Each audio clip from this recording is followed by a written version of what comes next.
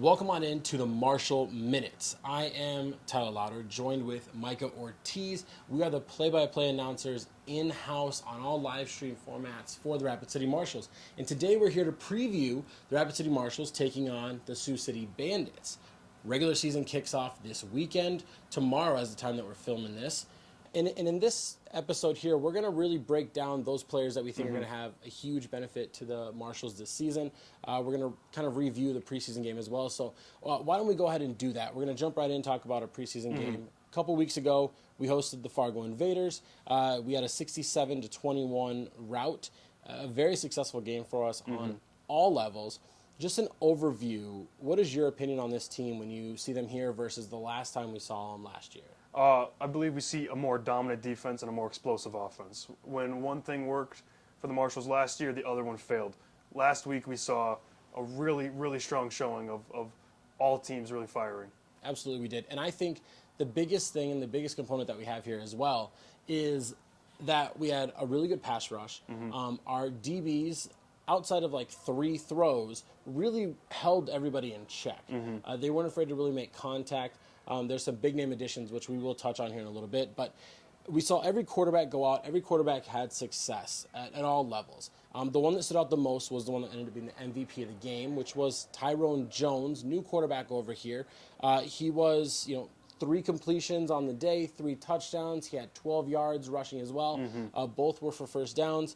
He's made a big impact when he came on in, and he hooked up with Kevin Chisholm on 2 of those, which led to Kevin Chisholm having 2 receptions, 54 yards, and 2 touchdowns. Let's talk about Jones coming in and the difference in his quarterback play from the end of the year that we had as well. Yeah, I think really to be a really explosive quarterback in the CIF, you have to have mobility, right? And Tyrone Jones brings that kind of explosive play where he can make plays and ad-lib when he has to.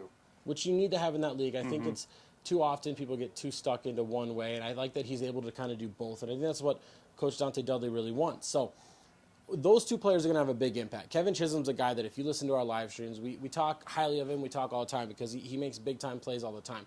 Another guy that makes big-time plays, and we'll kind of see it here in this clip as well, another clip, and you're going to see Demetrius Davis. Scored a lot of touchdowns last year for the team, played running back, quarterback, receiver.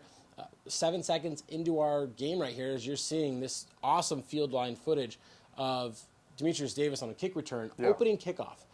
And then after that, he had 2 more catches for another 52 yards and a touchdown. 103 all-purpose yards. Yeah, I think Demetrius Davis really sets the tone that he is the electric factory of this team. When Kevin Chisholm is off, we are looking towards Demetrius Davis to really kind of make sure the ball is going to him, whether it's throwing, catching, running, returning.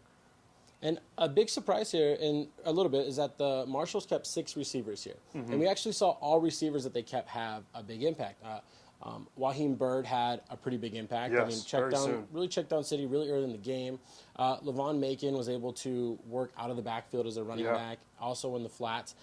We saw Andre Doran score a touchdown as well. And then on top of that, we also had Darius Cody had a touchdown. So, we just saw playmakers all over the place. One big thing that we're going to see going this game against Sioux City is that there's no definite running back. The receivers are going to be relied on there. Do you think that's going to hinder us playing against Sioux City? What are your thoughts from what we see?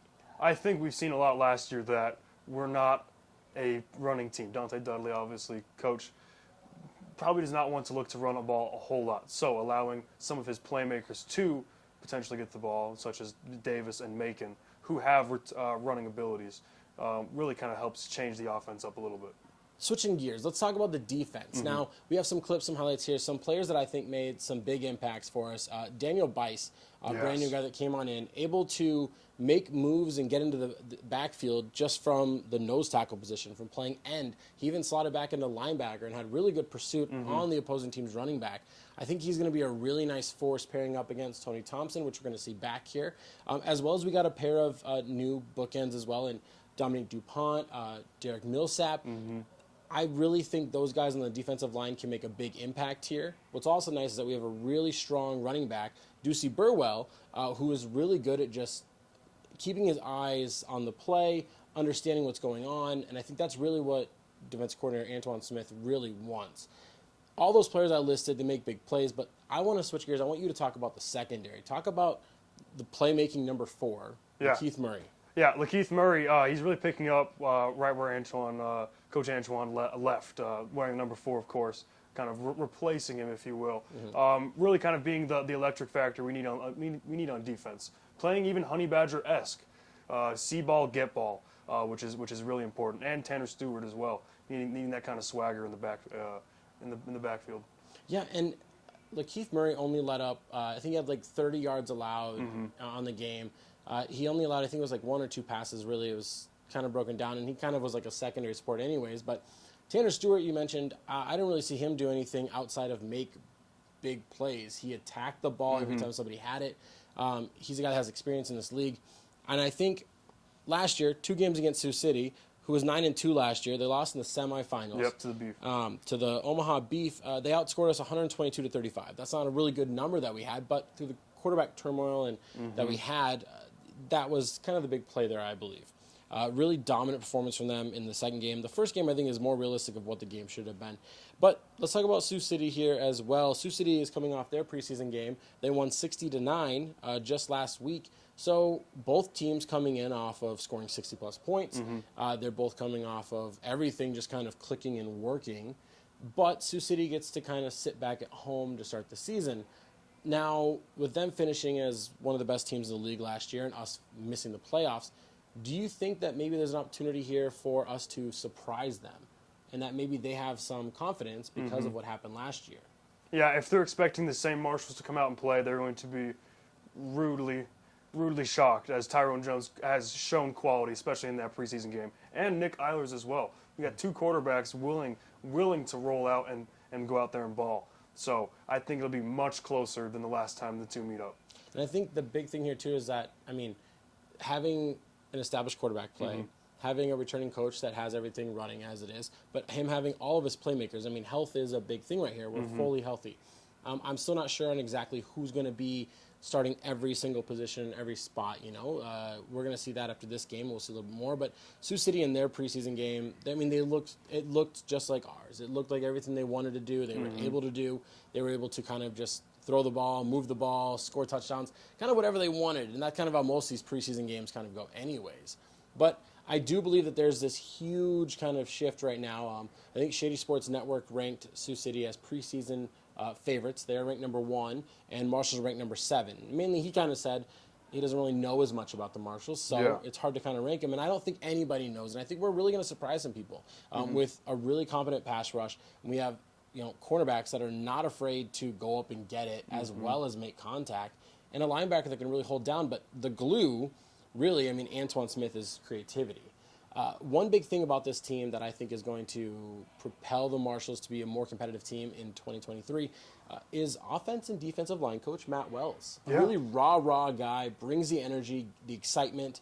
You saw him in warm-ups. His charisma kind of it just rolls off, and it just plays on to everybody else. Yeah, really is a perfect player's coach. He is able to bring that kind of energy that all players need at all times. He's not just talking to linemen. He's talking to playmakers as well, because he knows football. He knows how to ball. And that's probably the biggest aspect, is a player's coach who is willing to go out there and say what has to be said and really hype up everybody. Yeah, and I think the big thing that we'll look here is that if the Rapid City Marshals want to get a win against Sioux City today or tomorrow, whenever you're watching this, they're going to need to come out fast. They have to score on one of their first 2 drives. They have to limit mistakes, and they have to win the turnover battle. This is obviously a thing that we got to say every week, but I think what they really need to do is they can't get rattled. If we get scored on early, the quarterbacks have to be confident that their playmakers will make plays. They've got to lead guys, anticipate, and we've just got to make sure that we don't give up the big plays. Obviously, people will see what they watched our games, the kicking situation that we have. It's not there, but I think this game, surprisingly for everybody, is going to come down to who can convert all those extra points more. That's really the key factor here. Because if you're able to convert those 3 and 4 pointers, the game can get turned around really quick or get out of hand really quick. So give us a bold prediction for tomorrow. It doesn't necessarily be a score, but maybe a player you think is going to have a big impact or anything like that. Just kind of a prediction for everybody. I think we're going to see that Kevin Chisholm is once again one of the best wide receivers in the CIF. I truly do believe that he is a touchdown waiting to happen at any second, and I believe Tyrone Jones already has made that connection. So that's really, really impressive so far. So that's my bold prediction. Come away with a shining star, and for me, I personally think that this is going to be a about an 8 to 9 point affair. I think it's going to be a very close game. Yeah. The bold prediction comes from the fact that the Marshals were outscored 122 to 35 last year in 2 contests. Something that I don't think is going to happen this weekend. I think it's really going to shake up the league, and I think there's going to be a lot of parity. I mean, everybody in this league has brand new quarterbacks.